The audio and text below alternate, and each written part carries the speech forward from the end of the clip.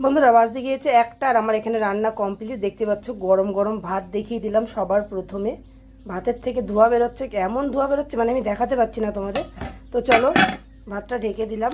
তারপরে এখানে করে নিলাম উচ্ছে কুমড়ো ভাজা, মানে একটা উচ্ছে ছিল আর কুমড়ো দিয়ে একটু কড়া কড়া করে ভেজেছি, নাহলে না উচ্ছেটা ভীষণ তিতো লাগে গো। তারপরে এখানে করে নিয়েছি কালো জিরে ফোড়ন দিয়ে অল্প করে ডাল করেছি, কেননা ডালটা বেশি করলে খাওয়া হয় না। আর কালো জিরে ফোড়ন দিয়ে একটু সাদা ডাল করে নিয়েছি।